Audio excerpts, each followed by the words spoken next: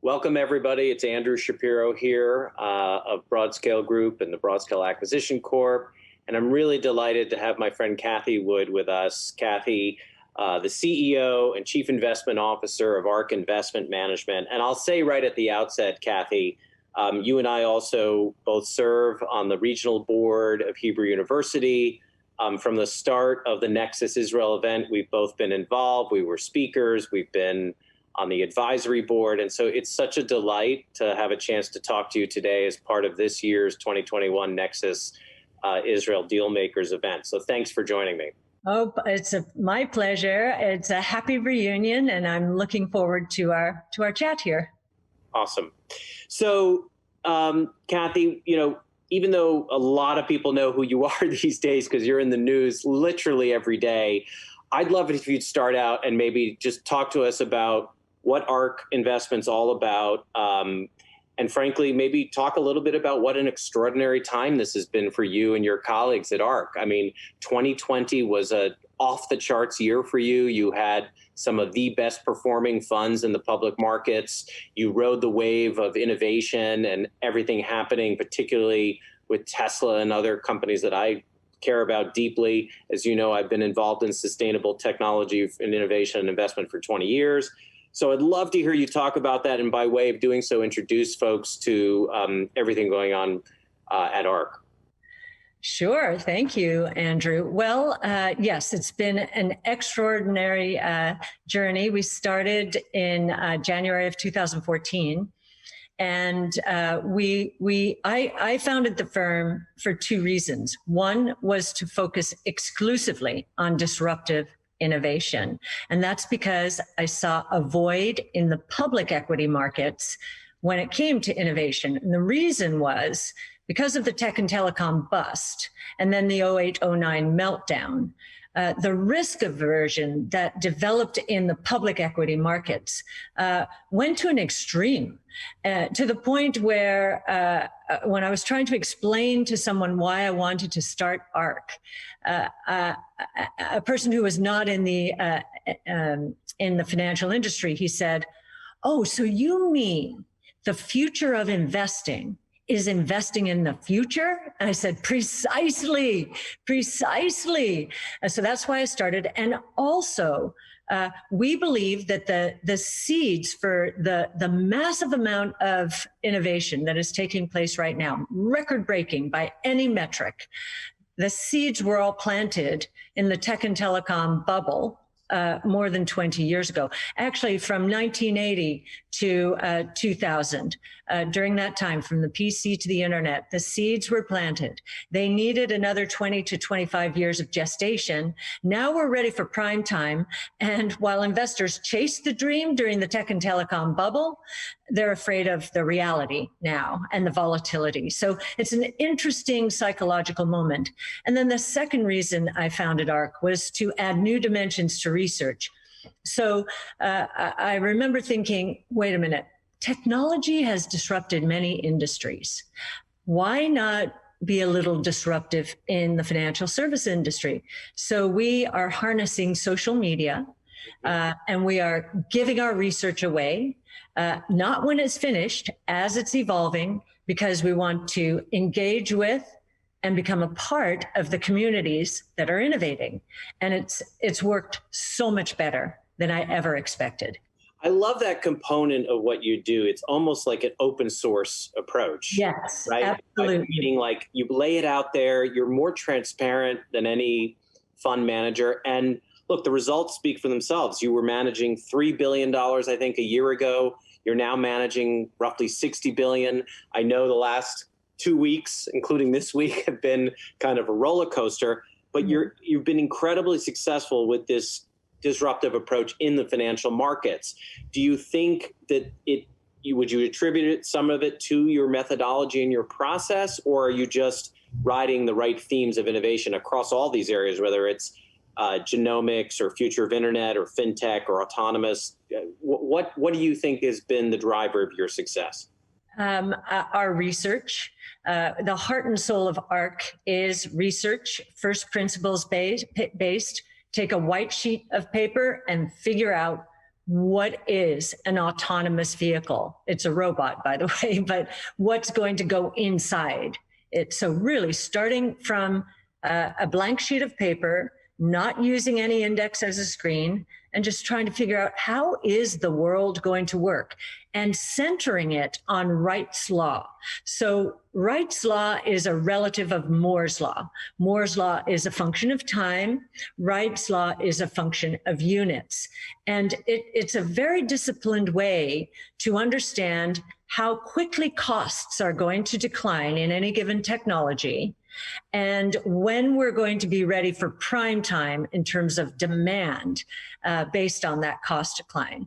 And we've also understood that there are technologies that are converging today and are confusing traditional research departments, which are set up in a very siloed, specialized way, and are very short-term in their focus. Our time horizon is 5 years. And so this open research ecosystem is helping inform us. Is this research, are we moving in the right direction here? Have we made an incorrect assumption? And I think they're battle testing our ideas. Think about it. If we are trying to model out exponential growth trajectories of DNA sequencing, robotics, energy storage, artificial intelligence, blockchain technology. Those are the 5 major platforms, and they involve 14 different technologies. As we're trying to map them out, that we need to have some disciplined way of approaching all of these technologies. And if you add all of the innovation that is taking place today together, and then look at the convergences between and among these technologies, it's a pretty explosive world out there, but very confusing for traditional asset managers. So the research is heart and soul, and this idea of searching for convergences between and among technologies, I think is our secret sauce. I have to ask you, since I know you, it's not a typical interview, what do you make of all this media attention you've gotten over the last number of months? I mean, it's like Fauci, Meghan Markle, Kathy Wood. I mean, do you like it? Do you not like it? How do you kind of make your way through it?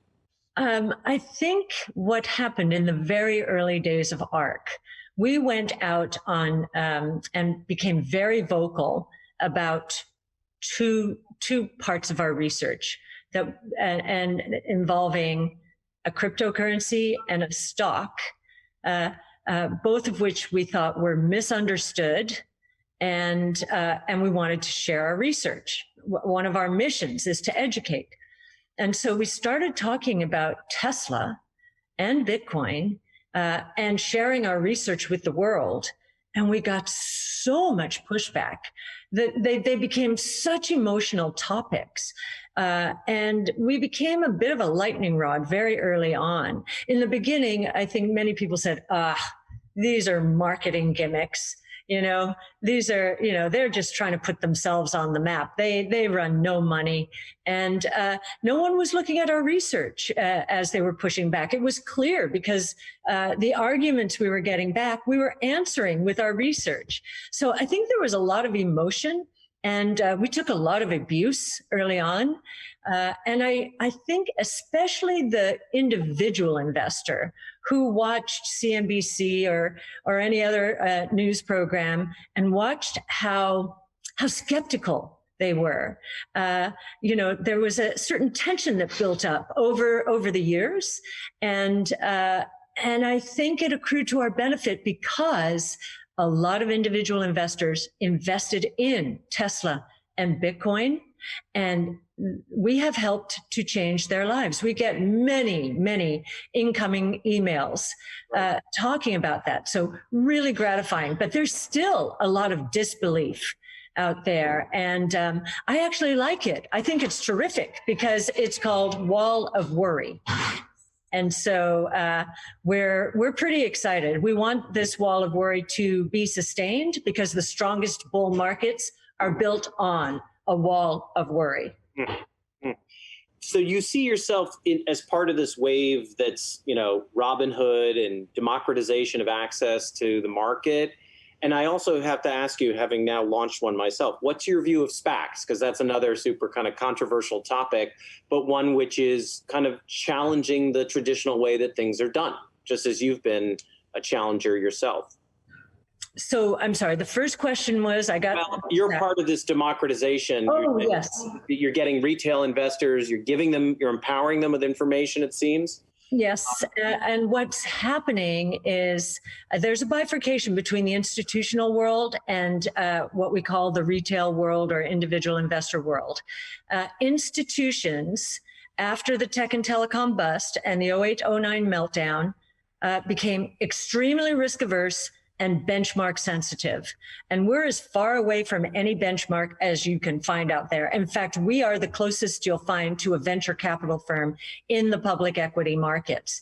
So we have been shunned by the institutional world by and large. We are beginning to see some interest evolve, which is fantastic. But retail investors, individual investors, were not encumbered by compliance departments and quantitative research analysts watching over them and telling them how far away they are from certain indexes. They are trying to figure out how is the world going to look, and especially millennials. They love our transparency. They love the fact we give away our research, and we're helping inspire them about the way the world's going to work.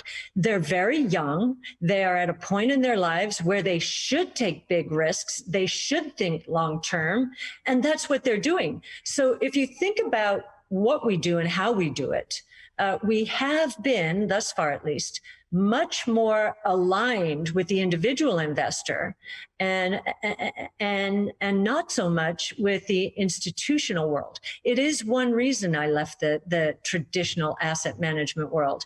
I felt that movement, that pendulum towards indexation, benchmark sensitivity had gone way too far, and didn't recognize that the real risks out there are not in what we're doing, but in the benchmarks. They are going to be disrupted. Right. Super interesting. And I know you believe in active management. What is your take on SPACs since they've become kind of another lightning rod out there? Do you think they're a positive force overall, or? Well, we are particularly attracted to them, but very careful. So what are SPACs introducing? They're acquiring what would otherwise be pre-IPO stocks, right? They're maybe late stage ventures, so they've come along, but they haven't made it through the vetting process called an IPO. So they're effectively pre-IPO. Unlike companies that go through IPOs, have to face the regulators, the buy side, the sell side, the bankers.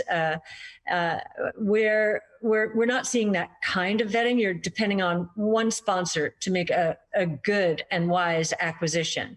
Now, if you have a research department, as we do, we believe we can pick among those new companies. But I think what will happen before all is said and done is there will be some outright failures in terms of these acquisitions, more so than has historically been the case in the public equity markets. So I do believe that buyer beware. There are some great ideas coming to the market via SPACs, and there are some not so good ideas. The only other topic around SPACs that we need to assess, and we know the SEC has, I think within the last few days, has said that it is going to take a closer look at the alignment between the sponsors of the SPAC and the buyers of the SPAC, especially after an acquisition takes place. So I think that will be good. The governance will get better. But frankly, as the closest to a venture capital firm you'll find in the public equity markets, it's great for us. Yeah, terrific. Thank you. Talk to us a little bit about how you see ESG and impact investment, because to me, I believe that it goes hand in hand with innovation. I believe in the notion of disruption for good. Where do you see impact coming into everything you're doing? Because so many of your investments, genomics, electrification, are good for the world. Do you see that as a conscious part of your strategy, or it just happens to be the case? Yes, well, there has been a craze developing in the institutional world around ESG, and it's very sincere. Certainly in Europe, it has gathered incredible momentum, and I do believe that a lot of portfolio teams have contorted what they were doing anyway into some kind of ESG narrative. So we've stayed away from that. And in fact, what I've always said is ARC's strategies are intrinsically, organically ESG in all of its dimensions. What we've done instead is we've mapped our 14 technologies against the UN's 17 Sustainable Development Goals. Innovation solves problems. The UN has identified 17 major problems that the world is facing and that we must solve. And so we think a more productive discussion is, how can innovation solve problems and make the world a better place? And you'd be surprised if you look at the 14 technologies mapped against the 17 SDGs, how many of those boxes are completely filled because of technology? I agree with you completely. Well, let's close out by talking a little bit about our shared interest and support for Israel and the innovation and technology that's going on there. You and I led a trip together 2.5 years ago with Hebrew University to really focus on innovation and technology. We met entrepreneurs and companies, and I remember some activities we did together with them. And that was at a time when I think you just started your Israel-focused fund. Yes. And I think it was your first trip to Israel, or maybe not. I don't know. Absolutely. So what kind of impact did that make, and how is your Israel fund done, and why did you get involved in Hebrew U? Well, Israel is the startup nation. I mean, I have always been impressed by the entrepreneurs coming out of Israel or in Israel. And what happened a few years ago is Israel evolved in the financial markets from an emerging market to a developed market. And so it was a big fish in a small pond, jumped into a huge pond, and then was, 10 basis points, something crazy. We said, this is crazy. One stock dominates most investors' portfolios when it comes to Israel. It was Teva at the time. And we said, there is so much innovation taking place in Israel. So let's focus a portfolio solely on innovation in Israel, those companies that touch our 14 technologies. In the early days of the fund, which was 2016, it was a slow go, but it has been fired up in the last year. And I'm really proud to say that it has become the top performing Israeli fund dedicated to innovative technologies. So we're thrilled. It doesn't surprise us. And, listening to the professors share their ideas for businesses that might be commercialized in the next few years was pretty mind-blowing. We sort of did a Shark Tank. We did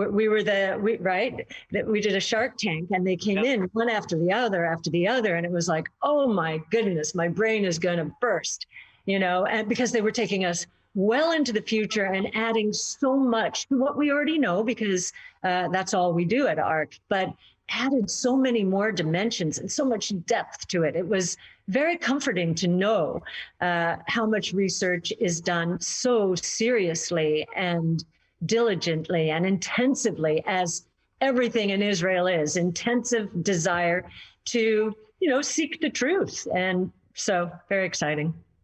Awesome. Well, I have to say, Kathy, we're almost out of time. My last question for you, you're doing so many interesting things across so many interesting areas. Is there a next theme or topic, any hint that you want to give to our audience here, especially about something that's around the corner that you're thinking about that excites you? Well, we have been thinking about quantum computing for a while. And in fact, at the last Nexus Israel, I had the pleasure of hosting or moderating the panel for a professor from Hebrew University, as well as two people, one from Google and one from IBM, all of whom know what they're talking about when it comes to quantum computing. And it was there that I learned, start paying more attention to this. There are the smallest quantum computers, there's quantum sensing, there's more in the quantum realm than I think most people appreciate. And I just heard Andy Jassy, the new CEO of Amazon, and he came out of AWS. He has technology chops. Quantum computing is one of his top 3 priorities in terms of focus in the next few years. So if he's thinking seriously about this, we have to double down on our research. Well, and just this week, a quantum computing company announced a SPAC merger. So it's a perfect way to kind of round up our conversation. You and I could go on and on. There's so much cool stuff. There was one thing. I know one of the questions is, what don't you know about Cathie Wood? And it wasn't going to be about Cathie Wood, my answer. The answer was going to be the name of the firm. So I'm going to ask you about, I love your story, the covenant story, right? Yes, Ark of the Covenant is what the Israelites took into battle before them. That's that. I'm sorry. Believing the presence of God was there and would protect them. And I knew I was going into battle, think Tesla and Bitcoin, and I really do believe God has been with me, so. Cathie, thank you so much for being with us. This is a great dialogue. I only wish we had more time, but we'll do it again. Thank you. And thanks everybody at Nexus for joining us for this terrific session.